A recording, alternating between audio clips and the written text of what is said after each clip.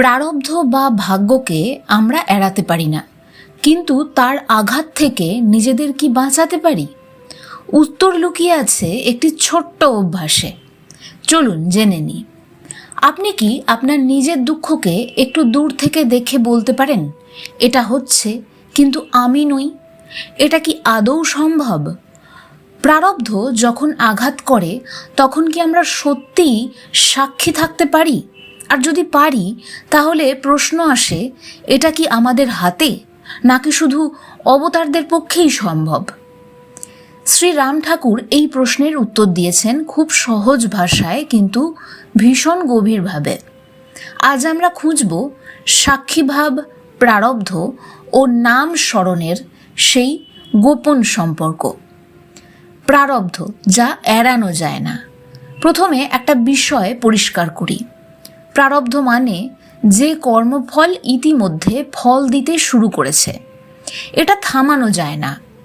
শরীর, পরিস্থিতি, সম্পর্ক, অনেক কিছুই এর অন্তর্গত। গীতায় শ্রীকৃষ্ণ বলেছেন, প্রকৃতির গুণই সব কর্ম করায়, অর্থাৎ অনেক কিছুই আমাদের নিয়ন্ত্রণের বাইরে। তাহলে সাক্ষী হওয়া কি সম্ভব? এখানেই আসল প্রশ্ন।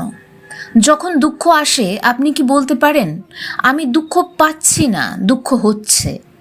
এই ছোট্ট পার্থক্যটাই সাক্ষীভাব। উপনিষদে বলা হয়েছে দুটি পাখির কথা, একটি ভোগ করছে, আরেকটি শুধু দেখছে।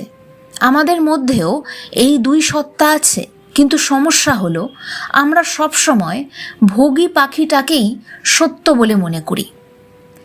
শ্রী রাম ঠাকুর কি বলছেন? তিনি সরাসরি সাক্ষী ভাব শব্দটি ব্যবহার করেননি, তিনি পথ দেখিয়ে দিয়েছেন। তিনি বলেছেন, যা ভাগ্যে আসে তা গ্রহণ করো, নাম করো, নামই পথ দেখাবে।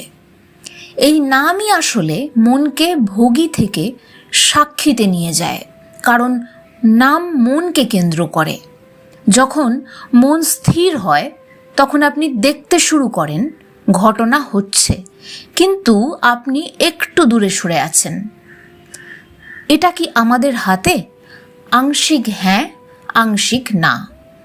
প্রারব্ধ আপনার হাতে নেই, কিন্তু আপনি কিভাবে প্রতিক্রিয়া দেবেন সেটা আপনার হাতে রয়েছে। গীতায় বলা হয়েছে, মানুষ নিজেই নিজের বন্ধু, আবার নিজেই নিজের শত্রু।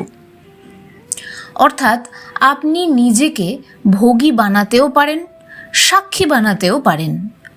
অবতারদের জীবনে কি টানাপোড়েন ছিল? এখন আসি গভীর প্রশ্নে। শ্রীরামচন্দ্র বা ভগবান শ্রীকৃষ্ণ, তাদের জীবনে কি কষ্ট ছিল না? ছিল।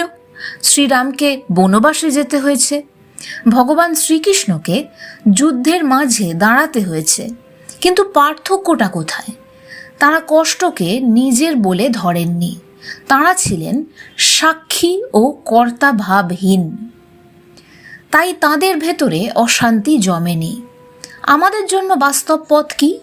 আমরা অবতার নই, তাই প্রথম দিনেই সাক্ষী হয়ে যাব এটা সম্ভব নয়, কিন্তু পথ আছে। শ্রীরাম ঠাকুর সেই পথই দেখিয়েছেন। নাম।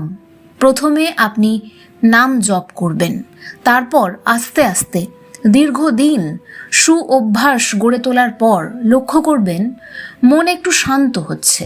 তারপর দেখবেন ঘটনাকে একটু দূর থেকে যেন আপনি বুঝতে পারছেন, বিবেচনা করতে পারছেন, দেখতে পারছেন। আপনার মধ্যে সাক্ষী ভাব জন্ম নেবে। ধীরে ধীরে প্রতিক্রিয়া কমে যাবে। আজ থেকে একটি অনুশীলন করুন। যখন কষ্ট আসবে, সঙ্গে সঙ্গে প্রতিক্রিয়া না দিয়ে নিজেকে বলুন, এটা হচ্ছে, আমি দেখছি। প্রথমে হয়তো কাজ করবে না, কিন্তু যদি নামের সঙ্গে যুক্ত করেন, তাহলে ধীরে ধীরে সম্ভব হবে। আরেকটি অভ্যেস, দিনে 2 থেকে 3 বার নিজেকে প্রশ্ন করুন, আমি এখন ভোগী না সাক্ষী? এই প্রশ্নই চেতনাকে বদলাতে শুরু করবে। প্রারব্ধ থামবে না, কষ্ট আসবে, পরিস্থিতিও বদলাবে, কিন্তু আপনি কি প্রতিবার ভেঙে পড়বেন, নাকি ধীরে ধীরে সাক্ষী হয়ে উঠবেন, এই সিদ্ধান্ত এখনও আপনার হাতে। হয়তো সেই কারণেই শ্রীরাম ঠাকুর এত সহজ করে বলেছিলেন, নাম করিবেন, নামই আপনাকে পথ দেখাইয়া দিবে। যদি আজকের এই আলোচনা আপনার মনে একটুও শান্তি এনে থাকে, তবে চ্যানেলটি সাবস্ক্রাইব করুন এবং আপনার প্রিয়জনদের সাথে শেয়ার করে তাদেরও এই যাত্রায় যুক্ত করুন।